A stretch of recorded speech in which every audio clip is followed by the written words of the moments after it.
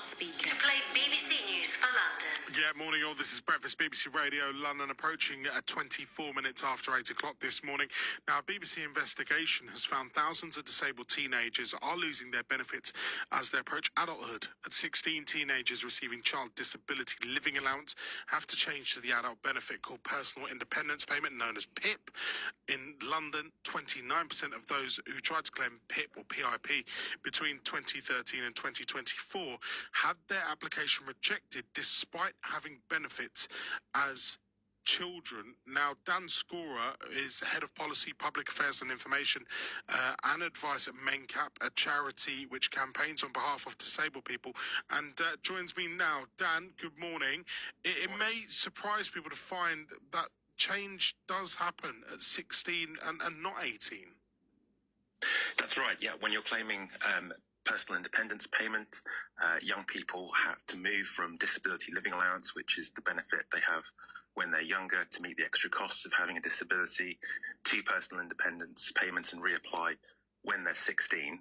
And as your research is showing, a huge number of young people are losing eligibility for personal independence payment, even though they've been supported within the system for many years under disability living allowance, which is a huge shock to people, disabled people, and also families as well, when they've been getting that support and many other areas of support from the social care system as well.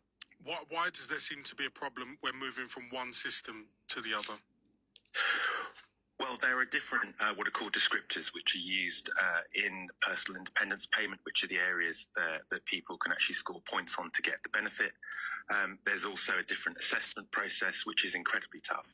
There's a 50-page application form that has to be filled in, and then many people also have to go for a face-to-face assessment with a health professional. So it's a really tough process that disabled people find incredibly stressful. And there are also many wrong decisions that are made. So of the people that actually take wrong decisions to tribunal, around 70% win their case that actually the Department for Work and Pensions has made a wrong decision and they should have been awarded PIP, or they should have been awarded it at a higher rate. So there's a lot of problems within the system and wrong decisions being made, denying people support. What is the application process like for PIP? And is it just, I've never quoted the In-Betweeners or Neil from the In-Betweeners before. Is it too hurdy-durdy-wordy? It's an incredibly tough process. So you have to wade through a 50-page form that asks you really detailed questions about the barriers that you face with daily living activities like preparing food, eating and drinking, getting dressed, and also with issues around getting out and about. So, walking, be able to follow a journey, use transport. And those two areas, your personal care and your mobility needs, are the two areas they assess you on. And so once you've done that form, then potentially you're called in for a face-to-face assessment with a health professional where they ask you detailed questions about you, about your disability or your health condition, and the barriers it presents for you. And of course, that is a very stressful experience for many people. So it's a really tough system that really puts people through the mill. Do me a favour, Dan, stick with me, because we're going to talk to Claude, who has special educational needs and has been through this process. Good morning, Claude. Good morning, Thank Aaron. you for joining us. Really appreciate it.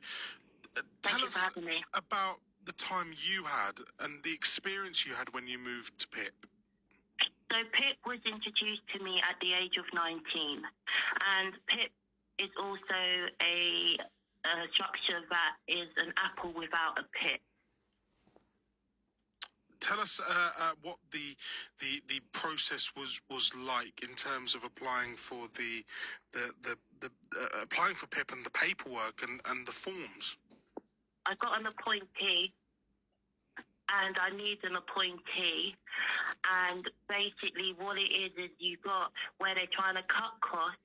And they also focus on what you are able to do than what you are not able to do. And it's a very litigious process that also doesn't focus on the professional advice or support which is needed for that individual. What would have made things easier for you, Claude?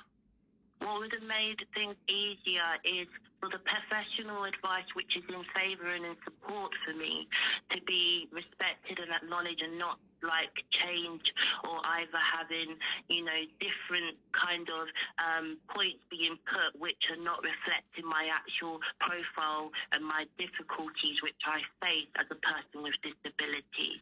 And how are you getting on now? Are you getting the right help that you need? No, I'm starving, and basically I'm one of the 455,000 people who won my appeal, who is still waiting, who 5 years ago, who is still waiting for my full back payment and support.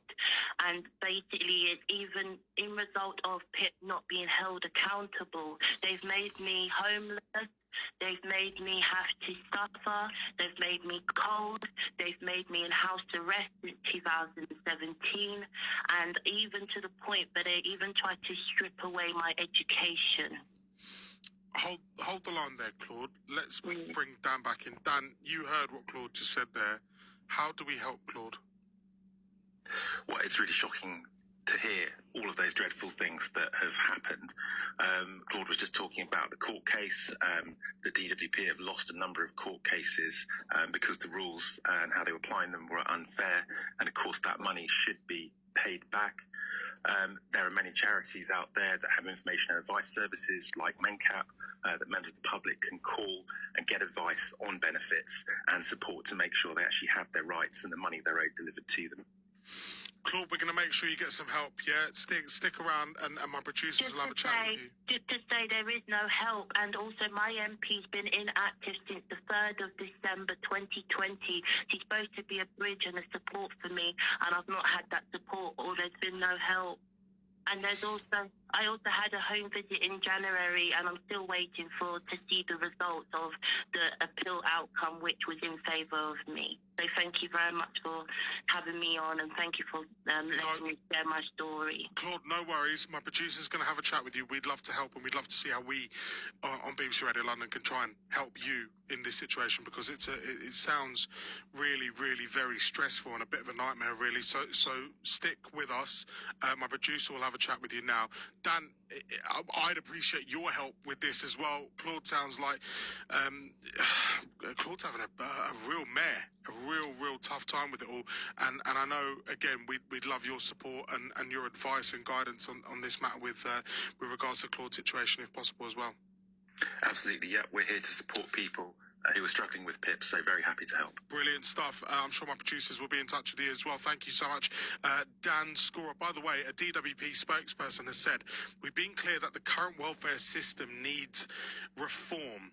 Building on our Get Britain Working white paper, we will bring forward proposals for reforming the health and disability benefit system within weeks so that it provides children, young adults and their families with the support they need in a way that's fair on the taxpayer and helps those who can work secure employment. If you've been affected by any of this, 0800 731 2000. Text us 81333. Start your message with the word London. 8:32, we're late for the news. Here is Matthew.